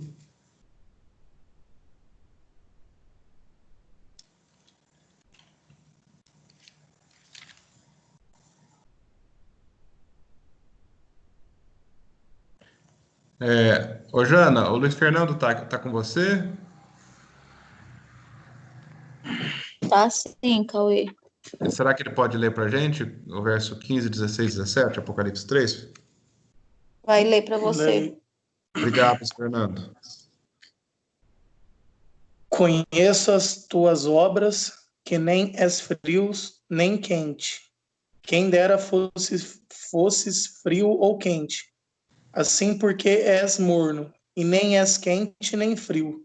Estou a ponto de vomitar-te da minha boca, pois dizes, estou rico e abastado, e não preciso de coisa alguma. E nem sabes que tu és infeliz, sim, miserável, pobre, cego e nu. Obrigado, Luiz Fernando. Amigos, veja que a condição do cristianismo nos dias de hoje, relatada por Jesus, é muito preocupante. Jesus está falando assim, ó, conheça as tuas obras, não é frio nem quente. Jesus está dizendo assim, ó, se fosse frio estava bom, porque ia saber que estava perdido e poderia ter esperança na salvação pelos meus méritos. Se fosse quente era melhor ainda, porque já estaria salvo, já estaria andando nos meus caminhos da forma que precisa ser. Mas porque não é frio nem quente, porque és morno, diz que está a ponto de vomitar-nos da sua boca. Ou seja, o cristianismo atual está causando náuseas em Jesus. E por que o ser morno é pior do que o ser frio? Porque o morno, ele acha que está salvo, mas ele não está. Ele acha que ele segue a Cristo, mas verdadeiramente ele não segue. E Satanás tem mudado, como temos dito aqui, né? As táticas. Ele tem mudado as táticas, então ele usa a própria Bíblia, mas e aí vão surgindo novas denominações chamadas cristãs que vão pervertendo no mundo protestante, no mundo evangélico, no mundo católico, em todos os tipos de cristãos, vai pervertendo nas doutrinas e vai levando as pessoas para distantes. As pessoas sinceras que estão nessas religiões estão achando que estão no local certo, estão achando que estão seguindo o caminho de Deus. Mas Jesus está dizendo que não, está tudo errado. Vocês não são frios e não são quentes. Hoje é comum a gente ver, todo mundo fala que acredita em Jesus. Dificilmente você pega um ateu para conversar, dificilmente. Todo mundo vai durante uma multidão, numa praça, fala assim, quem acredita em Jesus? Quase todo mundo vai levantar a mão, né? Não é assim? Mas será que todo mundo está seguindo aquilo que Jesus deixou orientado? E ele diz, né, no verso 17, Vocês dizem, estão ricos e abastados, e não precisam de coisa alguma, e nem sabem que tu és infeliz, sim, miserável, pobre, cego e nu. Veja a condição do mundo cristão nos dias de hoje, desde 1844 até os dias de hoje. Lembrando que a ênfase principal das igrejas do Apocalipse é em como os períodos estavam terminando, né? Por exemplo, na igreja de Sardes, Jesus fez um pequeno elogio e fez uma grande repreensão. E o período começou bem e terminou mal, né? Com o esfriar da Revolução Protestante.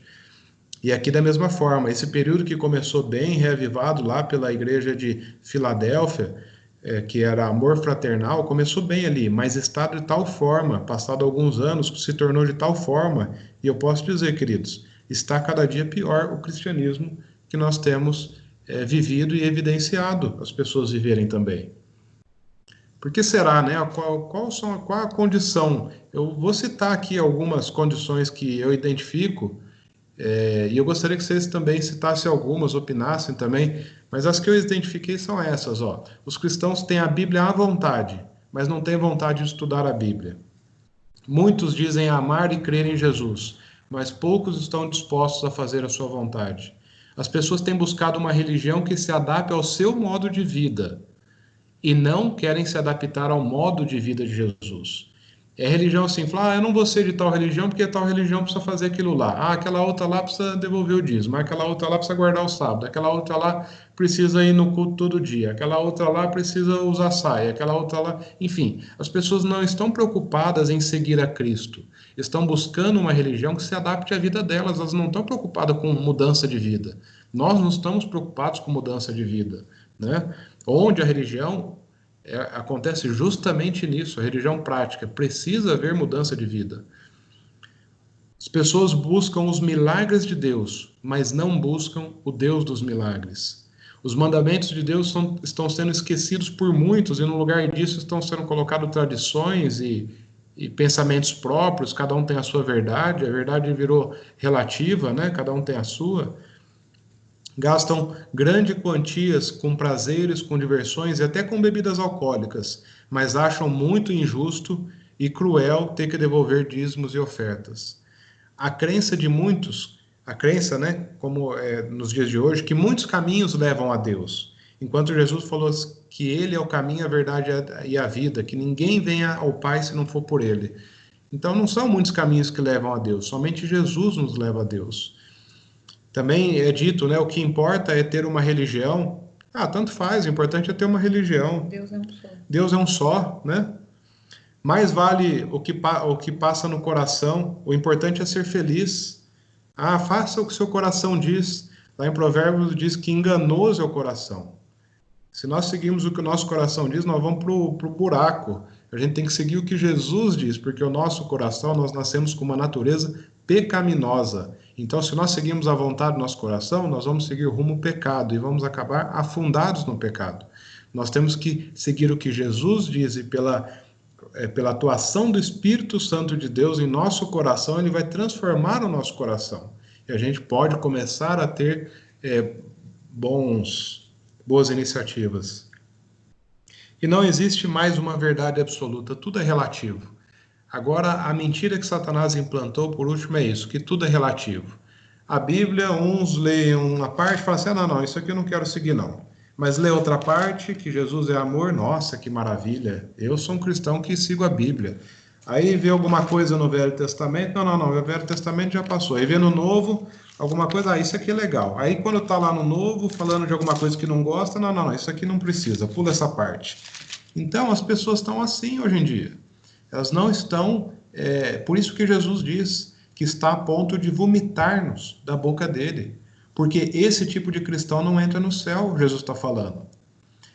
Eu gostaria que vocês comentassem como vocês veem o mundo cristão hoje em dia. Por favor, contribuam com a opinião de vocês nesse momento.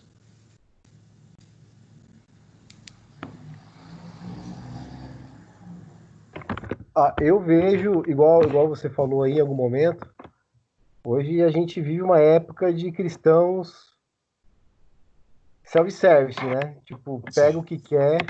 Ah, eu acho que eu quero uma religião assim, eu acho que eu quero uma religião assado. Enfim, e na verdade a gente tem que se voltar para a Bíblia, né? Acho que é o nossa principal bússola é a religião bíblica. Hoje infelizmente, tipo, a gente herda uma herança muito católica, que o catolicismo impregnou, que é a questão da gente se apegar mais a religiões do que em Cristo. Isso é horrível. A Sim, gente vê pessoas brigando porque a minha religião faz isso, a sua não faz, eu tô certo, você tá errado, sendo que a gente deveria voltar para a verdade bíblica, porque às vezes os dois estão errados, né? Então a gente cai nesse pecado de querer ficar procurando religião que eu me adapte nela, um Jesus, igual você falou aí, um Jesus que sempre pode me salvar, mas que eu nunca tenho que servi-lo. Então, enfim, a gente. E como acho que foi. A Marina comentou, né? Do Espiritismo, ela estava falando ali agora, há pouco, e ela usou uma palavra que eu gosto bastante, na verdade.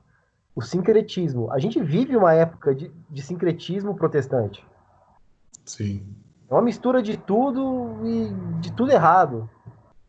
Infelizmente, a gente está num momento muito complicado, aonde a gente aponta o dedo de quem é pentecostal, o pentecostal aponta o dedo para a gente, e fica essa briga louca, e Cristo vai deixando, vai ficando de lado.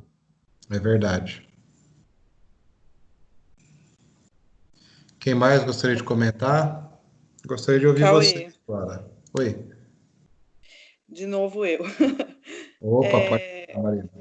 uma questão assim que eu vivi, né, bastante, muitos anos em uma igreja e que tem muitas igrejas. Na época eu lembro que muitas pessoas me falavam sobre isso, mas eu não enxergava. Mas é sobre essa teologia da prosperidade que hoje tem muito assim que muitas pessoas estão buscando. Acho que você citou aqui como se fossem milagres, mas até prosperidade financeira. Sim, E essas palavras que são ministradas, elas são permeadas por momentos de palavras, de ministrações de muita unção, de muita palavra de Deus e de salvação realmente, mas entre essas palavras, tem algumas palavras que são voltadas somente. É como se você pegasse a Bíblia e usasse ela como um manual para você viver bem aqui nesta terra. Claro que ela é feita para isso também. Eu entendo que a Bíblia ela nos ensina como viver bem, mas ela é usada somente de uma maneira, como que eu vou dizer? É, como se ela fosse uma autoajuda. uhum, Inclusive na questão financeira, eles usam muitos versículos assim, tipo, deu uma semente, aí usa aquele versículo que fala da semeadura, né? Enfim, da semente boa. E é uma das coisas que eu acho que existe muito forte atualmente em muitas igrejas. É, claro que tem que ter o dízimo, tem que ter a oferta, essas coisas, porque a igreja realmente precisa disso, mas às vezes essas igrejas pregam isso como uma forma de, como que eu vou dizer? A pessoa ela vai ser abençoada, assim, se ela de acordo com o que ela der. Ensina que a gente tem que barganhar com Deus, né? Ó, Senhor, eu estou te É, dando tanto, então o Senhor tem minha obrigação de me dar em dobro, né? não, é uma verdade. E uma vez eu entrei em uma dessas ofertas, assim, depois eu fiquei perdida, porque era super difícil para mim cumprir com uma coisa, porque na hora da emoção ali falaram que era uma oferta de não sei quantas parcelas de R$ 1.000, era uma coisa assim. Meu Deus. E eu me vi perdida, e eu fiz um voto com Deus, eu fiquei em crise, sabe, espiritual na época. Enfim, então, para você ver assim, e era uma barganha, porque era em troca de uma promessa que estava sendo feita ali no altar. Cadê o tomate? Peraí, Cauê, eu vou ter que. Cadê o tomate, mãe? Tranquilo. Tem uma pessoa me pedindo um tomate aqui, dá licença. Tá. Então, é isso que a Marina comentou, né? Jesus reprovou isso quando ele entrou no templo lá em Jerusalém e ele viu dentro do templo de Deus os judeus comerciando, fazendo comércio, levando vantagem em cima dos fiéis. Ou seja, eles estavam usando a religião para se enriquecerem. E o que Jesus fez? Jesus derrubou as barracas, ele teve uma demonstração da ira de Deus naquele momento em relação àquilo.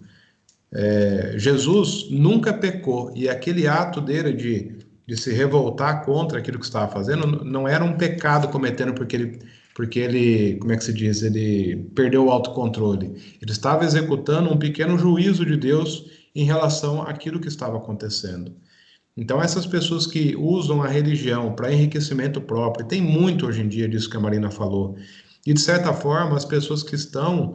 Existem pessoas sinceras, mas existem pessoas também que são avarentas, que estão seguindo essas religiões, que só estão buscando isso para enriquecimento. Há um tempo atrás, já faz tempo, né? Eu estava vendo um desses canais, foi no intervalo de uma programação, e a pessoa estava na porta da igreja, o entrevistador perguntou para ela, o que você veio buscar aqui nesse templo? O famoso templo aí que vocês sabem qual que é. A pessoa falou assim, vim buscar prosperidade. Eu falei, gente, olha o absurdo. A pessoa está na porta de uma igreja e está lá para buscar prosperidade. Ela não foi buscar Jesus, ela não foi buscar salvação, ela não foi buscar transformação, ela não foi buscar novidade de vida, ela não foi buscar paz de espírito, que é o que a gente mais precisa. Ela foi ali buscar prosperidade. Então, isso que a Marina falou, gente, infelizmente é uma realidade nos dias que a gente vive e é terrível. Mais alguém gostaria de comentar? O Cauê, só complementando o que você falou aí, você falou de Jesus, né? Que Jesus chegou no templo, ele acabou ali com aquele comércio e tal. Na verdade, a reforma protestante, o start dela foi a mesma coisa, cara. Martinho Exatamente. Lutero, o motivo que ele ficou frustrado com a Igreja Católica foi exatamente de vender indulgências, de vender a salvação para as pessoas, né? Sim. Vender a salvação, o perdão e a salvação. Então, a história se repete, cara. Na verdade, a história está se repetindo o tempo todo, mas sempre com uma nova maquiagem, né? É verdade. Uma coisa também que a gente observa, ou a gente pode estar vivendo, né?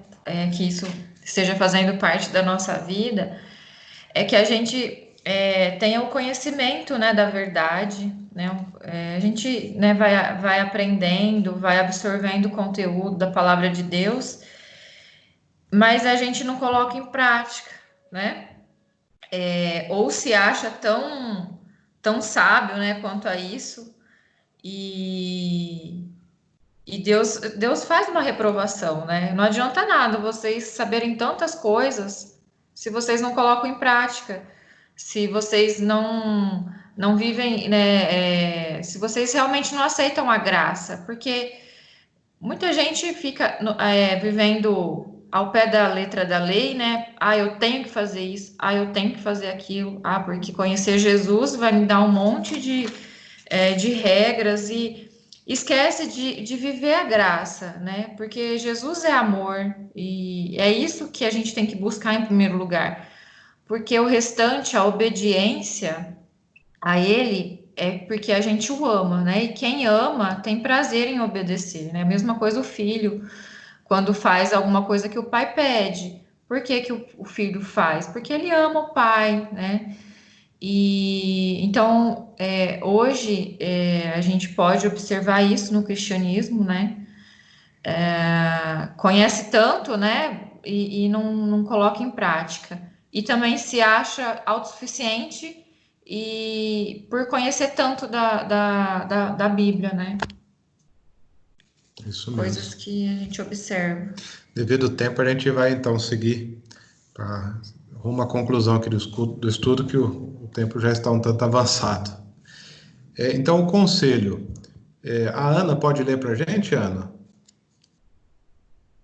Apocalipse 3, 18 e 19.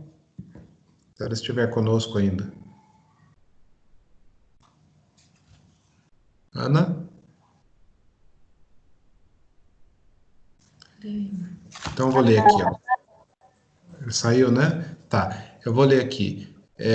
Apocalipse 3, verso 18 e 19. Qual é o conselho de Jesus para essa igreja, para nós, para mim e para vocês? Aconselho que de mim compres ouro refinado pelo fogo, para te enriqueceres, vestiduras brancas, para te vestires, a fim de que não seja manifestada a vergonha da tua nudez, e colírio, para ungir os olhos, a fim de que vejas. E olha o que Jesus está falando aqui, ó, depois de fortes repreensões. Eu repreendo e disciplino a quantos amo, sê pois zeloso e arrepende-te. Veja, Jesus conclui aqui o conselho dizendo que ele só está nos repreendendo, só está nos disciplinando, né? Só estamos ouvindo palavras duras porque ele nos ama, porque ele quer nos tirar do engano e nos trazer para a verdade, para a justiça, para a salvação.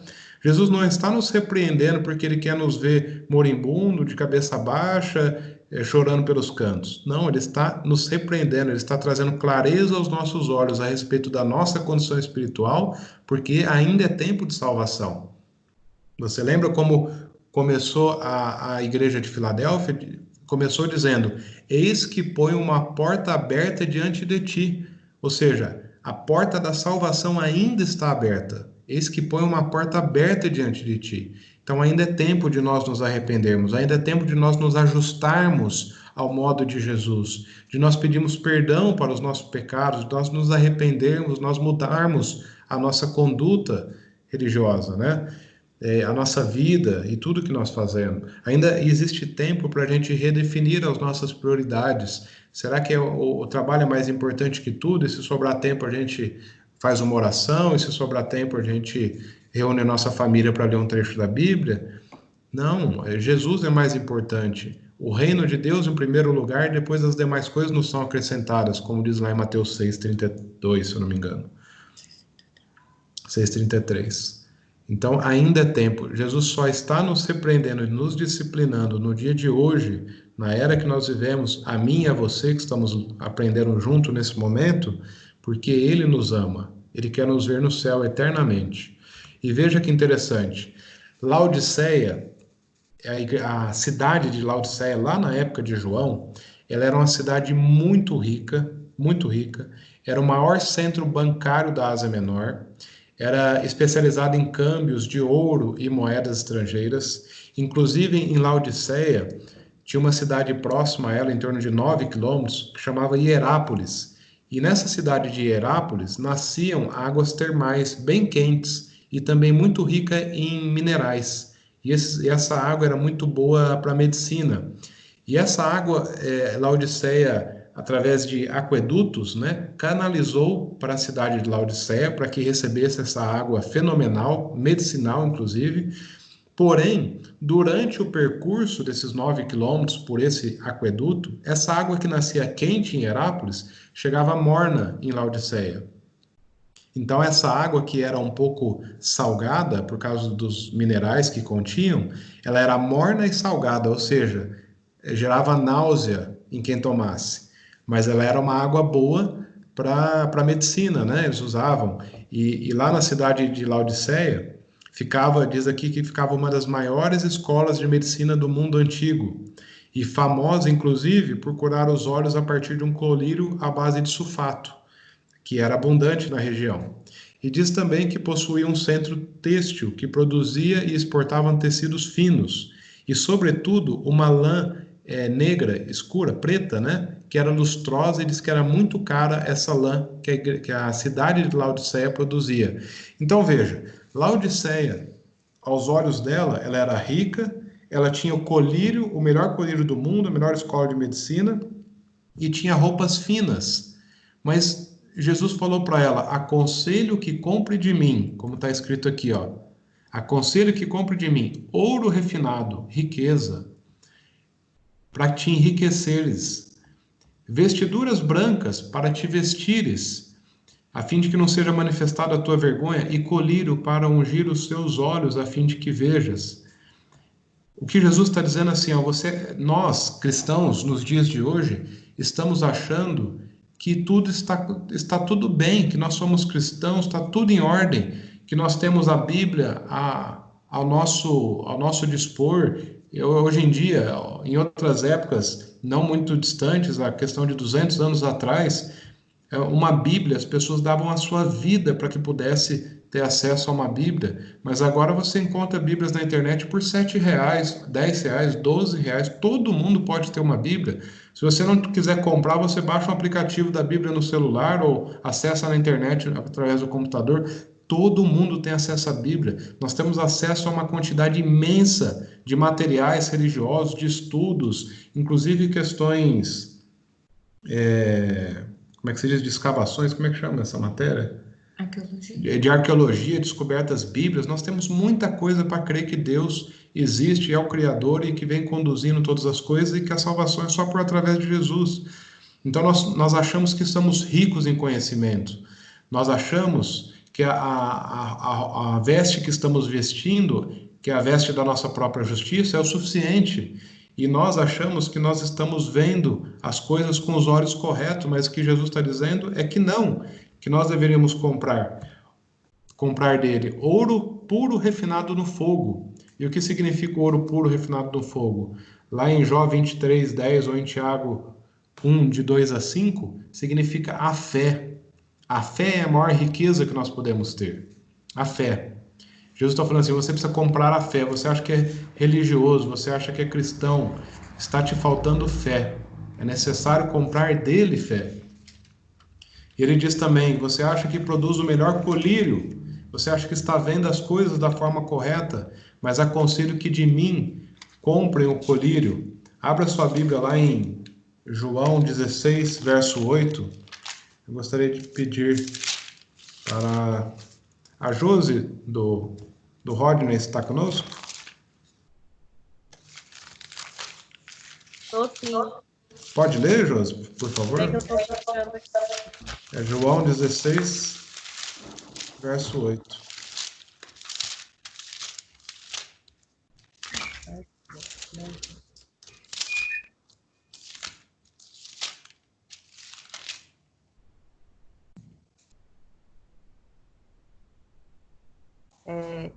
Vou ler aqui. Quando o auxiliador vier, ele convencerá as pessoas do mundo de que elas têm uma ideia errada a respeito do pecado e do que é direito e justo, e também do julgamento de Deus. Amém, obrigado. A sua versão deve ser a nova versão, né? A linguagem de hoje. Então, diz que esse auxiliador, que é o Espírito Santo, né? Que se a gente ler o capítulo todo 16, a gente vai entender que Jesus está falando do Espírito Santo, da função dele. Como diz na versão da Josi, diz que ele vai nos ajudar a entender o que está errado, e da justiça e do juízo de Deus. Então, na minha versão diz assim, né? O Espírito Santo convence do pecado, da justiça e do juízo. Sem o Espírito Santo, nós não conseguimos enxergar as coisas da maneira correta. Nós precisamos que o Espírito Santo trabalhe em nós. Precisamos que ele nos convença do pecado, que ele nos desvie do erro. E se nós estamos aqui hoje estudando, é porque o Espírito Santo está trabalhando na minha, na sua vida, porque através desse momento aqui nós estamos tendo a oportunidade de ser desvendados os nossos olhos, de tirar o erro da nossa vista e passar a enxergar o que é correto. Só o Espírito Santo pode fazer isso por nós. E vestiduras brancas, você pode avançar lá no Apocalipse até o capítulo 7, o que significa vestiduras brancas, que é a justiça de Cristo.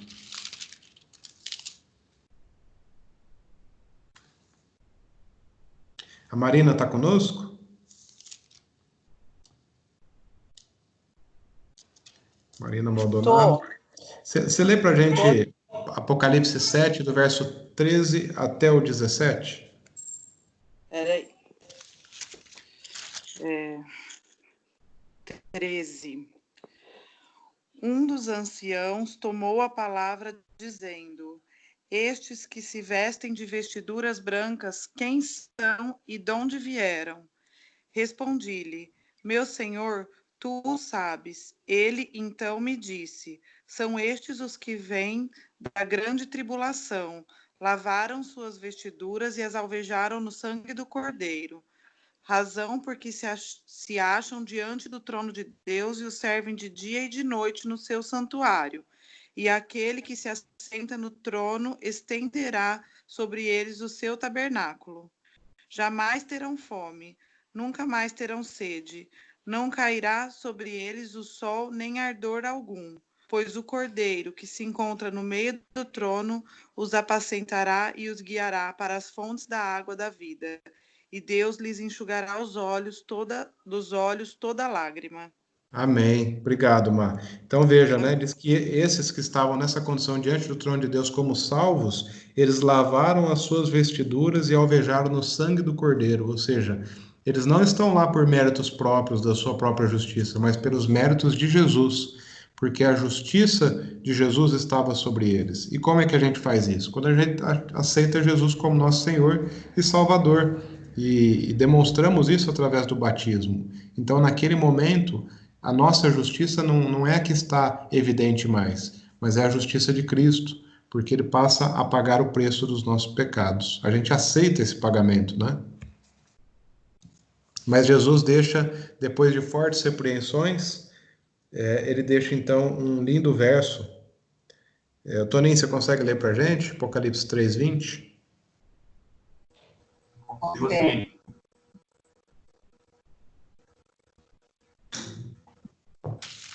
Pode ler. Eis que estou à porta e bato.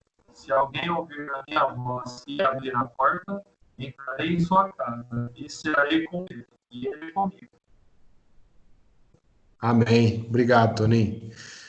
Com tudo isso, com todas essas repreensões, com esse cenário ruim dos dias de hoje, do cristianismo nos dias de hoje, mas Jesus está dizendo assim, mas eu ainda estou à porta e continuo batendo. Lá na igreja de Filadélfia, Jesus começou dizendo que ele abria uma porta diante da igreja, a porta no céu. Jesus falou que estava aberta. E agora ele fala uma outra porta. Essa porta é na terra, no nosso coração. Para que Jesus entre no nosso coração, a porta do céu precisa estar aberta e a porta do nosso coração precisa estar aberta. Se uma das portas estiver fechada, não tem como Jesus entrar.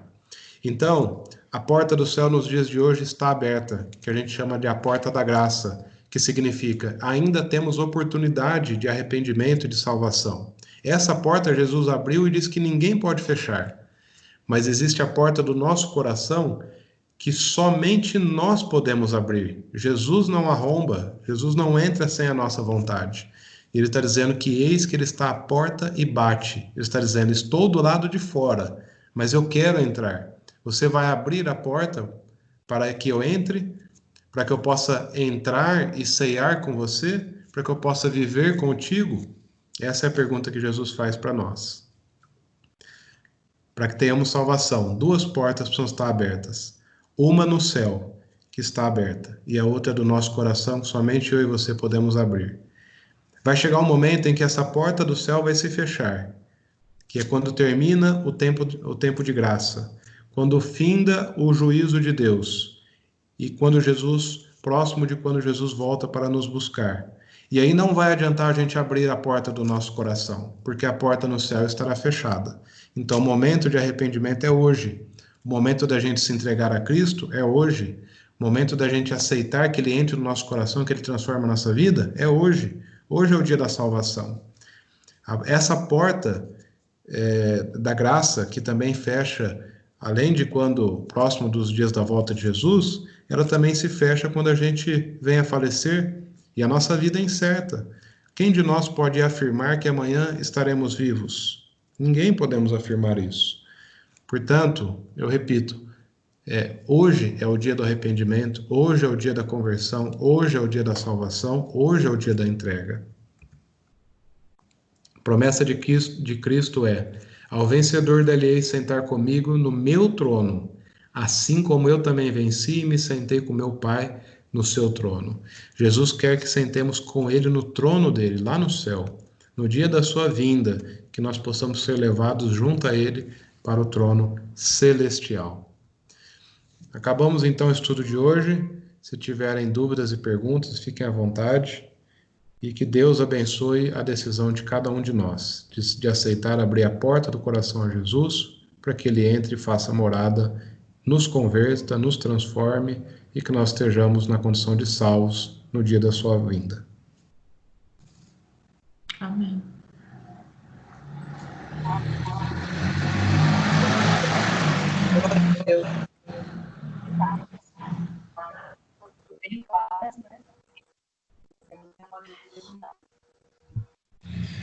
É a Mari que está falando?